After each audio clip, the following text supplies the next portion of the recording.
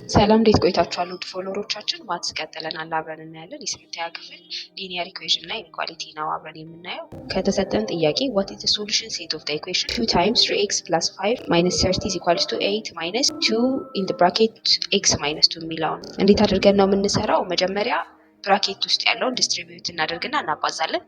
ከዛ በመቀጠል ላይክ ተርሞችን ነው ኮሌክት የምናደርገው። ያ ማለት ነው 6x plus 2x is equals to አድርገን ኮንስታንቶችን እንሰበስባለን። ከዛ ቀጥሎ ኢኩዌሽኑን መስራት ነው። እንዳጠቃላይ ስንደምረው 8x is equals to 32 ይመጣል። ስለዚህ ኦቨር 8 አድርገን xን አይዞሌት የማድረግ ስራ እንሰራለን። ኤክስን አይዞሌት ካደረግን በኋላ የኤክስን ዋጋ በቀላሉ አገኘን። የተጠየቅነው ኤክስን ስለሆነ ማለት ነው። እሺ ይህንን ጥያቄ አብረን ፕራክቲስ እናደርግ። A farmer has a sheep and hen. The sheep and hens together have 100 heads and 288 legs. How many sheep does the farmer have?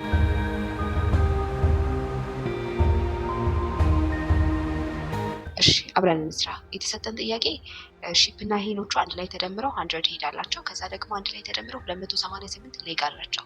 አሁን የተጠየቅነው ፋርመሩ ምን ያክል ሺፕ አለው የሚለው ነው። ሌት ኤክስ ብለን the number of sheep ብለን እንውሰድ። ሌት ዋይ ደግሞ the number of hen ብለን እንውሰድና ያው ሄድ አንድ ስለሆነ ያላቸው x plus y is equals to 100 አድርገን መውሰድ እንችላለን። ግን ኤክስ the number of sheep ብለን ስላለን ሺፕ ደግሞ 4 ሌግ ስላለው 4x አለን ሲደመር 2y ያደረግነው ምክንያቱም ሄን 2 እግር ስለሆነ ያለው 2y is equals to ተደምሮ 288 ይመጣል።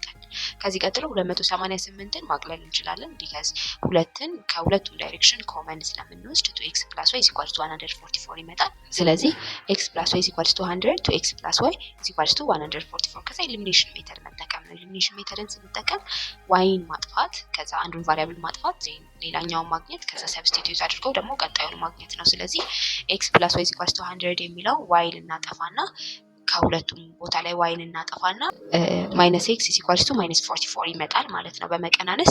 ስለዚህ x is equals to ስንት ይመጣል? 44 ይመጣል ማለት ነው። x ማለት the number of sheep ነው። ስለዚህ 44 አገኘን። ግን yን ብንጠየቅ ኖሮ እንዴት ነበር የምንሰራው? x plus y is equals to 100 ይሆናል። ከዛ 44 plus y is equals to 100 አድርገን ላይክ ተርሞችን ኮሌክት አድርገን ማድረግ ያለብንን አድርገን y ስንት ይመጣል ማለት ነው? 56 ይመጣል ማለት ነው። በቀላሉ መልሱን አገኘ። ኔክስት ጥያቄ ማብረን ፕራክቲስ እናደርግ።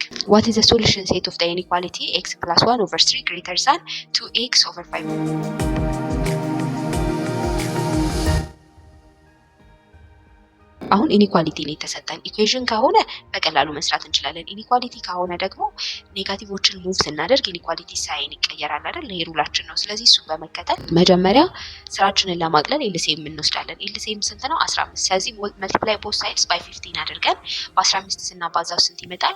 5x plus 5 ዘንድ በዛው ዲስትሪቢዩት ብናደርገው then greater than 6x ይመጣል። ስለዚህ በ6x ዳይሬክሽን ለማድረግ 5 greater than 6x minus 5x ብናደርገው then 5 greater than x ይመጣል ማለት ነው። then x less than 5 ስለዚህ ናቹራል ነምበርስን ስለሆነ የተጠየቅነው የx ዋጋ ስንት ይመጣል? 1 2 3 4 ይመጣል። በቀላሉ መልሱን አገኘን ማለት ነው። ቀጣዩን ጥያቄ እኔ a man buys a washing machine whose price VAT or value added tax is per 1650. Its VAT is charged at 15%. How much did the man actually pay? ስለዚህ የተጠየቅነው ሰውየው በ1650 ብር ዋሽንግ ማሽን ገዝቷል። ቫት እስካለበት አንድ ላይ 15% ቫት እስካለበት። ስለዚህ ግን አጠቃላይ መክፈል ያለበት ምን ያክል ነው?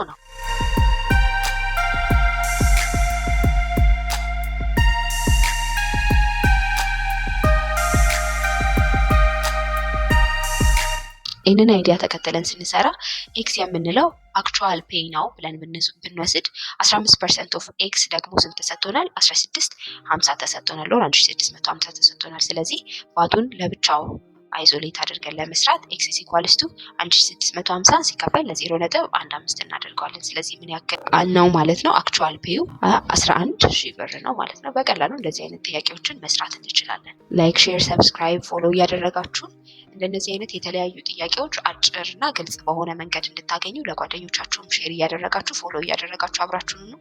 በቀጣይ እስከምንገናኝ መልካም ቆይታ።